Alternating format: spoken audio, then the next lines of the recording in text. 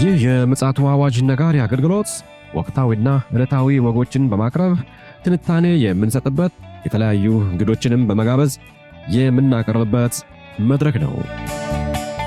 መረጃዎችን ያጠናከረ ይዞልን የሚመጣው ፓስተር አለማየሁ ነሙ ሲሆን ፕሮግራሙን የመራና መሰናዶውን ኤዲት በማድረግ ወደ እናንተ የሚያቀርበው ይልቃል አስራት ነው።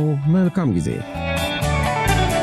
ሻሎም ሻሎም፣ ውድ የተከበራችሁ የምፅዓቱ አዋጅ ነጋሪ አድማጮቻችን ሰላም ለእናንተ ይሁን። ዛሬ እንግዲህ ቀኑ ማክሰኞ ነው። የቀኑን መረጃና መልእክት ወደ እናንተ ለማድረስ ከፓስተር አለማየሁ ጋር ዳግም ወደ እናንተ መጥተናል።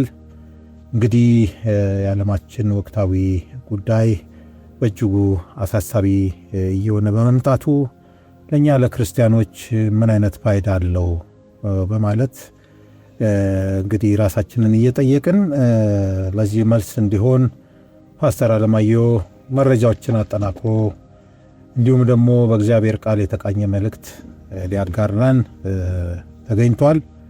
መልካም ጊዜ እንደሚኖረን ተስፋ አደርጋለሁ። ይልቃል አስራት ነኝ ከምፅዓቱ አዋጅ ነጋሪ አገልግሎት። ውድ አድማጮቻችን እንግዲህ በዛሬው ዕለት ምን ሁኔታዎች ተከሰቱ፣ ትላንትና ማምሻውንስ ምን ጉዳዮች ተከሰቱ የሚሉትን በፖለቲካ በኢኮኖሚና በማህበራዊ ቀውስ ላይ የዓለማችን ውጥንቅጥን ምክንያት በማድረግ ወደ እናንተ እንግዲህ መረጃዎችን ማምጣት ከጀመርን ሰነባበትን። ዛሬም እንዲሁ በርካታ መረጃዎች አሉ። እነዛን መረጃዎች በእግዚአብሔር ቃል እንፈትሻቸዋለን። እንግዲህ መረጃዎችን ይዞልን የመጣው ወንድማችን ፓስተር አለማየሁ ነሙ አጠገቤ ይገኛል። ከእርሱ ጋር ሰላምታ ከተለዋወጥን በኋላ በቀጥታ መረጃውን ያጋራናል። ሰላም ላንተ ይሁን ፓስተር፣ እንዴት አለ? እንደምን አለ ወንድም ይልቃል? እግዚአብሔር ይመስገን። እንግዲህ ብዙ ነገሮች ይሰማሉ። እንግዲህ ከዛ ውስጥ መረጥ አድርገህ ልታስደምጠን ነውና እስኪ ምን ተገኘ ደግሞ እስኪ ዛሬ? እንግዲህ በመካከለኛው ምስራቅ ያለው የጦርነት ደመና ሰዓታት እየቆጠረ ይመስላል። አሁን ላይ ቀናት ሳይሆን ወይም ደግሞ ሰዓታቶችን እየቆጠረ የሚፈነዳበት ምክንያቶች ፊት ለፊት እየፈጠጡ መምጣታቸውና ምናልባትም አሁን ብዙዎችም እንደሚሰጉት እንደ መጀመሪያው እንደማይሆንና ይሄ ጦርነት ወደ መተላለቅ እንዳይመጣ ያሰጋል። ሌሎች ደግሞ የስካቶሎጂ ሰዎች ደግሞ የመጨረሻው ሰዓት አውሬው ምናልባትም ይህንን ጦርነት ነው አስቁሞ ሰላም አወረድኩ ብሎ የሚነግሰው የሚለውን ነገርም ደግሞ ያነሳሉ። ይህንን የሚያነሱበት ምክንያት መቅደሱን ለመስራት የ2 ሳምንት የ3 ሳምንት ጊዜ ብቻ ስለሚያስፈልጋቸው እሱ ኢሹ አይደለም። አሁን ላይ ይሄ ምስቅልቅል የሆነው ነገር እየጨመረ መምጣቱ ምናልባትም መካከለኛውን ምስራቅ በብዙ በጦርነት ዓለምን ደግሞ በኢኮኖሚ ይጎዳል የሚለው ነገር በስፋት እየተሰራጨ ነው። ይህ መሰራጨት የጀመረው ደግሞ ፕሬዚደንት ዶናልድ ትራምፕ ለጠቅላይ ሚኒስትር ቤንያሚን ኔታንያሁ የሰጡት የፍቃድ ምልክት ነው። የፍቃድ ምልክት ነው። ይህንን እንዲሰራጭም ዜናውም እንዲስፋፋ ያደረገውምና አለርት እንዲሆኑ እያደረገ ያለው ነገር ይሄ ጉዳይ እንደሆነ ለማወቅ ችለናል። በቀጠናው ያለውን የኃይል ሚዛን ሊቀይር የሚችል ትልቅ ክስተት ሆኖ ተመዝግቧል። ምክንያቱም አሁን ይኸውልህ ፍቃድ ብቻ አይደለም የዶናልድ ትራምፕ አስተዳደር የተሰጠው። አሁን ላይ በጆርዳን በእስራኤል ከፍተኛ የሆኑ የአየር መቃወሚያ ሚሳኤሎች እየተተከሉ ነው ያሉት እና አይሮዶም ብቻ አይደሉም። ማንኛውንም ከኢራን የሚወነጨፉ ሚሳኤሎችን ማስቆም ቦሊስቲክ ሚሳኤሎችን ሊያስቆሙ ይችላሉ የተባሉ እጅግ ሞደርንና ዘመናዊ መሳሪያዎች እየተተከሉ እንደሆነ ታውቋል። እንግዲህ ምናልባትም ይሄ ቀጠናው ላይ ያለውን ወታደራዊ ሚዛን ሊቀይረው የሚችል ትልቅ ክስተት ነው የተባለውም ለዚህ ነው ተመዝግቧል ብለው የሚሉት። ዋሽንግተን እና ቴህራን በጄኔቭ ለስምምነት ሲነጋገሩ መቆየታቸው ይታወቃል። እየተነጋገሩ ነው። አሁንም በጄኔቭ በሶስተኛ ወገን ቢቆይም የትራምፕ አስተዳደር ከፍተኛ ጫና የመፍጠር ስልት በኢራን ላይ ተጠቅሟል። ለድርድሩ ኢራን ለድርድሩ አልንበረከክም ማለቷ ደግሞ አሜሪካንና እስራኤልን ስጋት ውስጥ ከቷቸዋል። ይህ ስጋት ውስጥ የከተታቸው ነገር ምንድን ነው የሚለውን ነገር እንይ። ምክንያቱም አሁን ኢራን ላይ በወታደራዊ አቅሟ እዚህ ግቢ ብለህ የማትላት ነው ብለህ ንቀህ የምትተዋት አይደለም።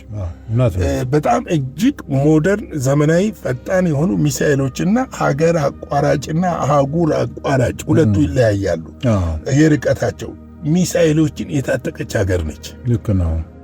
እጅግ ዘመናዊ በሺዎች የሚቆጠሩ አጥፍቶ ጠፊ ድሮኖችም አሏት። ድሮኖች አሏት።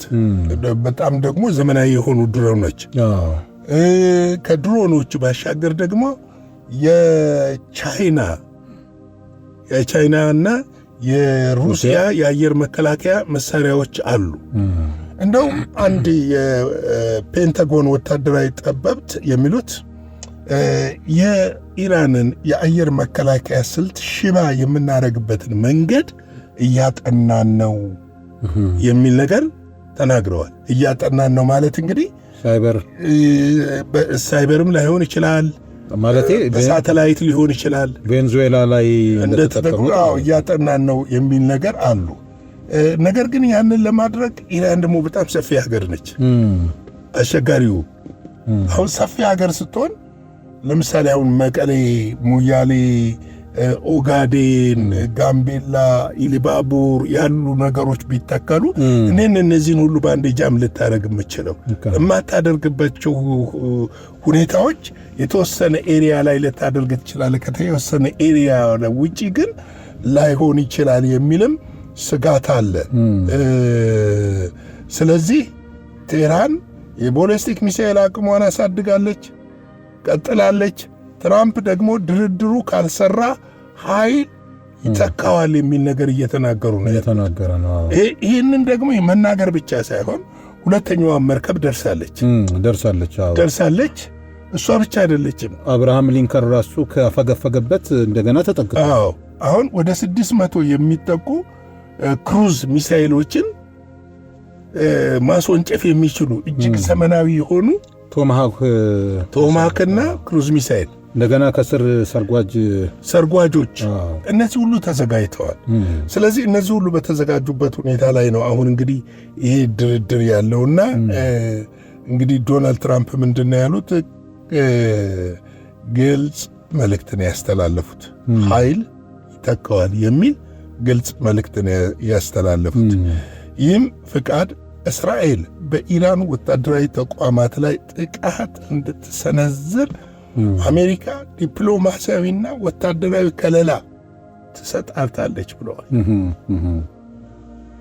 አሁንም እኔ ጥርጥሬ ምንድን ነው መሰለህ፣ አሁን የአሜሪካ የጦር መርከቦች ወታደሮች ያው ባለፈው ዘግበናል፣ ሜካናይዝድ ጦሯ ወደ ዮርዳኖስ እየገባ ነው ያለው።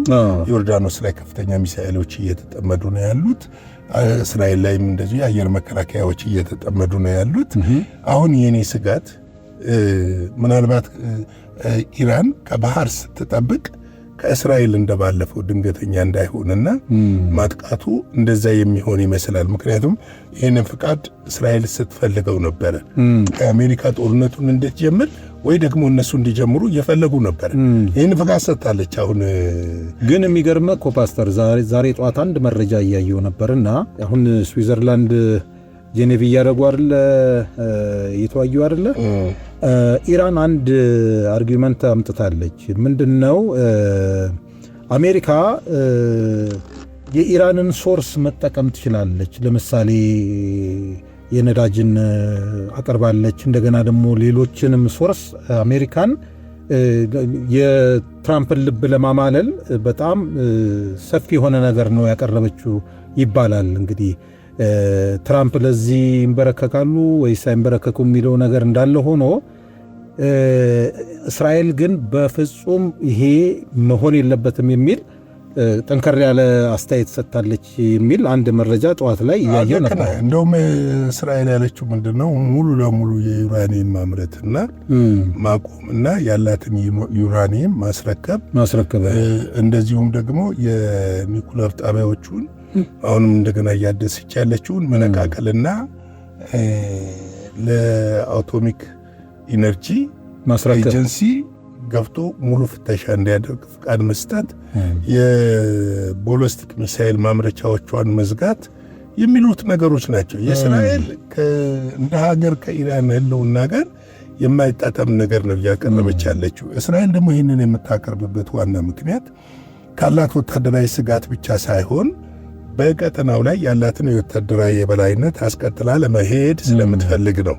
ይህንን ግን ኢራኖች ይቀበላሉ? በፍጹም የሚቀበሉት ጉዳይ አይደለም። እና እንግዲህ አሜሪካ የወታደራዊ ከለላ ትሰጣለች፣ የዲፕሎማሲ ከለላ ትሰጣለች እና ሪፖርተሮች ደግሞ እንደሚያሳዩ አሜሪካ በምትከተለው ድጋፍ ለማድረግ ተዘጋጅታለች። የአየር ድጋፍና የሚሳኤል ድጋፍ ለማድረግ ተዘጋጅታለች።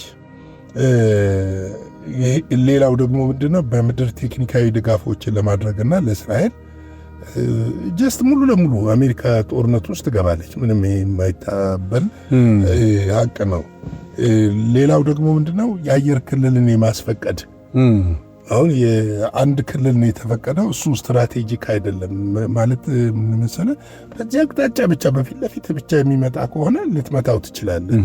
በተለያየ አቅጣጫ በፊት አሁን ያኔ የሳውዲ አረቢያን አየር ክልል ተጠቅመው እንደገቡ፣ የኢራቅን አየር ክልል ተጠቅመው እንደገቡ፣ እንደውም የጆርዳንም ብዙ አልተጠቀሙ። በዛ በኩል ቢገቡ ሊመቱ ጀቶቹ ሊመቱ ስለሚችሉ፣ ስለዚህ እነዚህን የማመቻቸትን ስራ እንደምትሰራ እስራኤል እየተናገረች ነው። ይሁን እንጂ በጣም የሚገርመን ኢራን ዌልካም ነው ምንላችኋለች። የኢራን ድፍረት ይህ ብቻ አይደለም። ሂዝቦላ ጦርነቱን እንደሚቀላቀል ተናግሯል። ሀውቲ ጦርነቱን እንደሚቀላቀል ተናግሯል። አንድ የኃይል መሳሳብ እንዲመጣ አንድ የኃይል ደግሞ የእስላሚክ ጂሃዲስት ምናምን ግሩፕ የሚባል አለ። እነሱ ተቀስቅሷል። እነሱም ጦርነቱን እንደሚቀላቀሉ ተናግረዋል። ሀውቲ ጦርነቱን እንደሚቀላቀል እሱ ብቻ አይደለም፣ የኢራቅም አንጃ አለ። ምናልባትም ውጥረቱ ከባድ ከመሆኑ የተነሳ የዓለምን የነዳጅ ዋጋ እንዲጨምር የሆርሙዝ ሰርጥ ከተዘጋ ማለት ነው የዓለምን ኢኮኖሚ ፈታኝ ሁኔታ ውስጥ ይጥላል። የነዳጅ ብቻ ሳይሆን ኢኮኖሚ፣ አጠቃላይ ኢኮኖሚ ሀውቲ በዚህ በቀይ ባህር እንደጀመረው ብጥብጥ ቢያስነሳ ራሱ በጣም ብዙ ምስቅልቅል ነው የሚፈጠረው። እና ጦርነቱ በየትኛውም ሰዓት ሊነሳ ይችላል። መካከለኛው ምስራቅ በስጋት ላይ ነው አሁን ላይ ያለው። ይሄ ሊሆን ደግሞ ግድ ነው። ይህ ብቻ አይደለም፣ ሐማስም ይጀምራል በዛ። እነዚህ ነገሮች ተሰላስለው ስትመለከት መካከለኛው ምስራቅ አሁን ላይ ከበፊት ይልቅ የጦር አውድማ የመሆኑ እድል ወደ 75-80% እያደገ እየመጣ ነው ያለው። ተስፋ የለው። ለምሳሌ ቅድም አንድ ነገር አንስተሃል። ኢራን ነዳጅ፣ የተለያዩ ነገሮችን ላቅ ብትልም አሜሪካ ይህንን የምትቀበል አይደለችም። የነ አሜሪካ ትልቁ ፍላጎት ቀጠናውን እስራኤል በበላይነት እንድዘውረው እና አሜሪካ ደግሞ ያለውን እዛ መካከለኛ ምስራቅ ያለውን የኢኮኖሚ ሪሶርስ የመቆጣጠርና እንደፈለጉት ማኔጅ የማድረግ ቻይናን ከዛ ቀጠና የምታገኘውን ጥቅም በማሰጣት የኢኮኖሚ ጥቅም በማሰጣት ማዳከም፣ መክታት። እነዚህ ስትራቴጂክ እቅዳቸው ስለሆነ ከምድር ከፖለቲካ አንጻር ነው የምነግርህ። ከእግዚአብሔር አንጻር ደግሞ ለመቅደሱ መሰራት፣ ለክርስቶስ ኢየሱስ ዳግም ምጽአት የቀጠናው መተራመስ አስፈላጊ ነው። አስፈላጊ የሚሆንበት ምክንያት አውሬው ወደ መቅደሱ የሚገባበት አንዱ መንገድ የሰላም መልእክተኛ ነኝ ብሎ ነው። ሰላምን አመጣሁላችሁ ብሎ ነው። ሰላም ከሆነ በምን መልክ ይገባል? ይህንን መታየት ያለበት ነው። ይሄ ሁሉ ትርምስ ደግሞ ምን ያመለክታል ካልከኝ ሰዓቱ እንደደረሰ፣ ጊዜው እንደደረሰ፣ ነገር እያበቃ እንዳለ፣ ከዚህ በኋላ ወደ ኋላ የሚመለሱ ነገሮች እንደሌሉ፣ የዓለም የፖለቲካ መልክ፣ የዓለም ጂኦፖለቲክሱ እየተቀየረ እንደሆነ የሚያመለክት ጉዳይ ነው። ይሄ ደግሞ በመጨረሻው ዘመን እንደሚሆን መጽሐፍ ላይ ቁልጭ ተብሎ ተቀምጧል። ስለዚህ ቅዱሳን ልንጸልይ፣ እግዚአብሔርን ልንፈልግ፣ ከእግዚአብሔር ጋር ኅብረት ልናደርግ ያስፈልጋል እላለሁ። ለዛሬ ቀን ያለው መረጃ ነው። ሻሎም። እግዚአብሔር አብስቶ ይባርክ ፓስተር። በጣም የሚገርም ነው። እንግዲህ ይሄ የትንቢታዊው አቆጣጠር በእጅጉ ዙሩን እያከረረ ይመስላል። በተለይም ደግሞ ዶናልድ ትራምፕ ወደ ስልጣን ከመጡ በኋላ እነዚህ ትንቢታዊ ፍጻሜዎች በጣም በከፍተኛ ፍጥነት ፍጻሜያቸውን እያገኙ እንዳለ አመላካች የሆኑ መረጃዎች በብዛት እየተደመጡ ይገኛሉ። እንግዲህ ይህንን ምክንያት በማድረግ መልእክት አስተላልፈህልናል። እኛ ሁልጊዜ ንቁና ዝግጁ ሆነን የክርስቶስ ኢየሱስን ዳግም መምጣት ለመጠባበቅ ያመቸን ዘንድ እነዚህ መረጃዎች ወደኛ አልፈዋል። እንግዲህ ውድ ቅዱሳን ይህንን የሰማችሁ ሁሉ በንቃት ራሳችሁ እንድታዘጋጁ በጌታ ፍቅር እንጠይቃለን። እንግዲህ ለዛሬ የቀን መልእክታችንና መረጃችን ይህን ይመስላል። በምሽቱ ክፍለ ጊዜያችን እስክንገናኝ ድረስ ሻሎም። ለዛሬ ይዘን የመጣነው ወቅታዊ መረጃ ይህንን ይመስል ነበረ። በሌላ ጊዜ በሌላ መሰናዶ እስከምንገናኝ ሰላም ለእናንተ ይሁን።